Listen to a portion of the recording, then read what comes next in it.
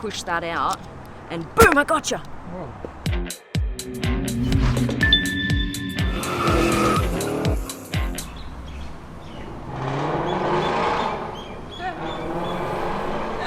I thought that was the Aston. Look what's coming. My little sis at the wheel. Oh my god, this is nice. Hey, this is my car. Oh. Don't touch Tessa. This is my little sister Kate, everyone. Oh. She's like, no, I'm gonna drive it. Yeah. Not you. What's up, guys? Welcome to the Supercar Blondie channel. We have this, the first ever Aston Martin SUV to show you.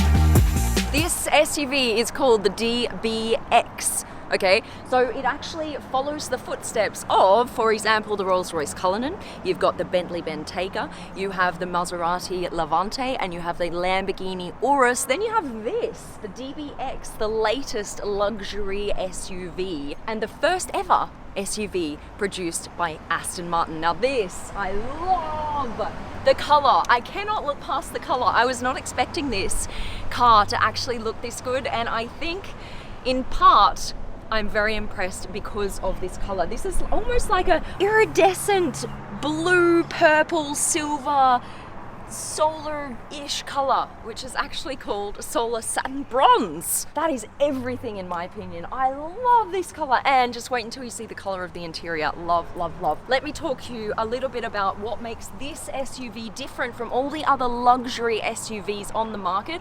First of all, it matches my hair and my shoes, so we're good going so far. This is what I'm gonna do from now on, just like dye my hair to the color of the car that I'm reviewing. Can we get that arranged? Can we get that? No. This is probably a standout feature design-wise as it goes all the way up like this. You'll notice that that's quite similar to the Vantage. It has that kind of whoop shape, that's what I call it.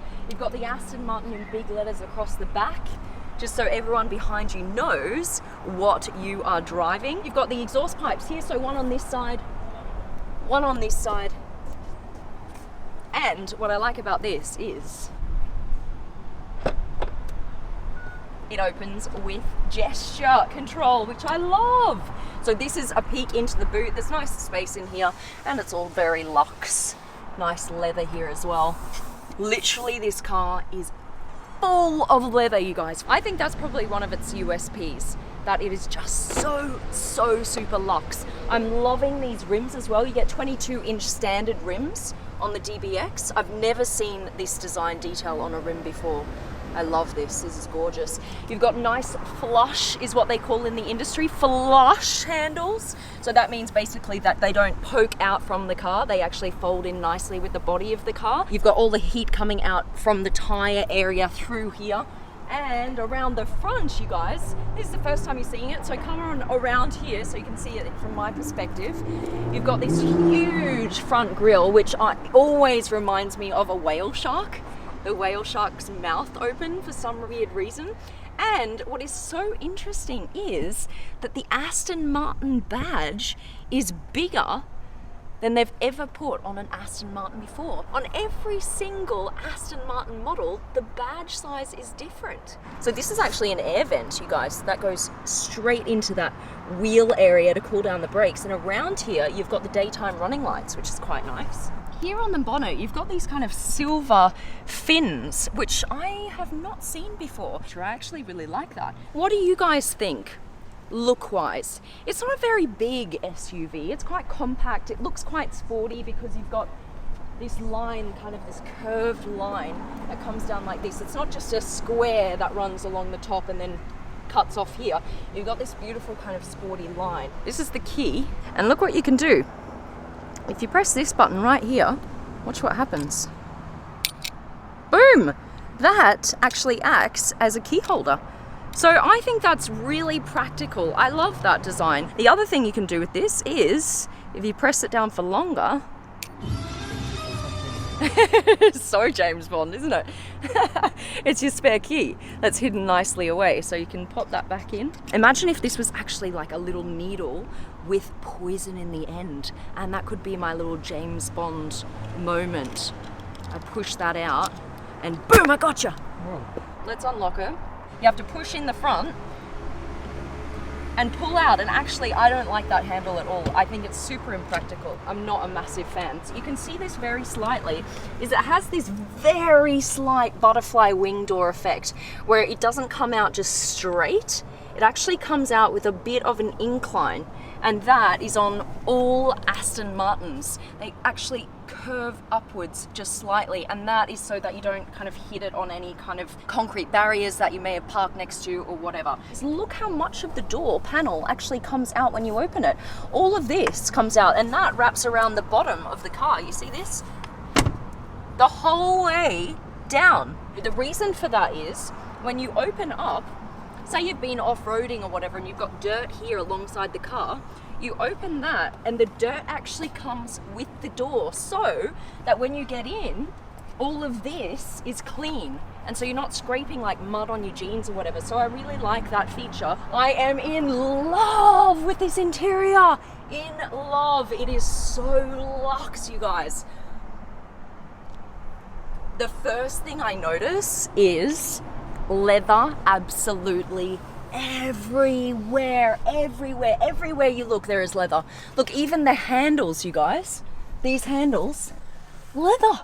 Instead of something like metal or plastic, you've got leather handles. Literally everywhere you look, you have leather, and that is what I love. Every time I get into an Aston Martin, it feels so luxe, you guys. I love this material here.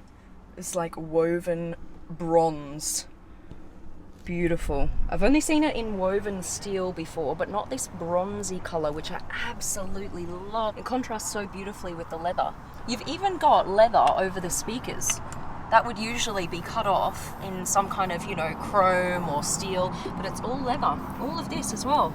You've got the nice little Aston Martin DBX sign as you step in. This key slots in here, but it doesn't really slot. They've made a key holder, but the key doesn't fit properly.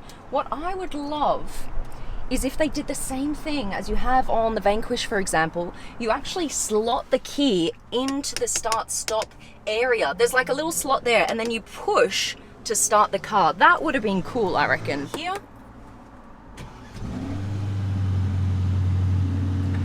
And what you can do is with this button right here, you can switch the modes, which is very important because it means that you can actually get the best sound out of it. So I'm going to switch it into Sports Plus.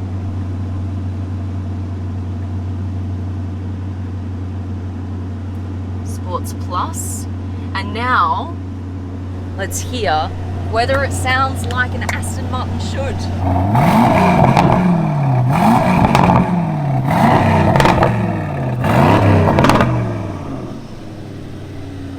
Sounds really, really good, doesn't it? It really sounds great. I can't wait to take this out and just test that, how much of a gurgle you get when you're actually driving. It's actually borrowed a 4-litre twin-turbo V8 from AMG. The other things that it's borrowed is all of this, like a screen and all of these buttons. This is kind of a Mercedes-Benz setup with this. And now what disappointed me was when I first came in here, I was going to touch the screen to do stuff, but it doesn't have touchscreen. It's got an old instrument panel where you kind of need to use this dial to do anything, which is, I think, very old school. And if you're going to pay this kind of money, I want at least a touch screen. Come look at where all of these drive, neutral, reverse and P buttons are. Look how far forward I need to reach to put it into drive. And what's interesting is you would put it into drive probably the most out of any of these, and it's the furthest away from you from the wheel. It's all the way over here. And the reason for that is because, of course, Aston Martin is made in the UK, so people would be sitting on this side to drive, so they've not reconfigured all of the buttons for the left-hand drive cars. One thing that I love is this right here. Look at this space. This is perfect for a handbag, and it's got a space here to put your phone. Another thing I love is this steering wheel. It's very sporty because it's quite compact. It's quite nice and neat and small. I really like that. And of course, it has leather on it. There is literally leather everywhere. It is crazy. Come on in. There is a massive sunroof, one panel of glass, and you get the best perspective from the back seat. There's no panel separating it here in the middle, and I love that. That is beautiful. Wow. The quality of the leather, the design detail here with the stitching, I think is beautiful. You've got this here in the middle for your back passengers, so you can put your drinks in here. What I also like is this right here. Seems like such a small detail, but I think this is just super sporty. The same with these. Come down like this. That's gorgeous. And you've got little pockets here for the backseat passengers. We just got a thumbs up from someone driving by. He's like, yeah, oh yeah, I love the SUV. Let's go for a drive.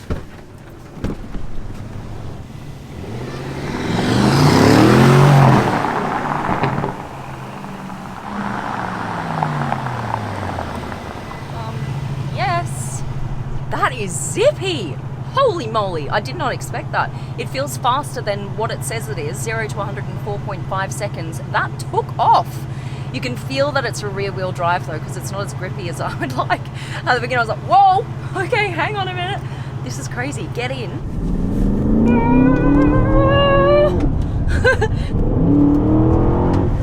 There is a slight lag, but really it's very minimal. I'm actually quite impressed. And you hear how it stays in the high revs for quite some time. I actually really like this drive. I'm enjoying this a lot. It produces 540 horsepower, not as much as the Lamborghini Urus, actually more than 100 horsepower less, but it is also less expensive. I'm just not sure about the look on the exterior. What I love about this car is how beautiful the interior is. You are literally in the lap of luxury. But on the exterior, I just don't think it shouts enough. Like, this is the world's first SUV from Aston Martin. Look at me. I don't get that vibe from it. It's a little bit more understated, which is fine. Actually, that's probably what they're going for. What's cool is if you press the home button here and you go to your options, look at what car is displayed. That's the DB5, you guys. It's not the DBX. And that's kind of a nod to Aston Martin's history.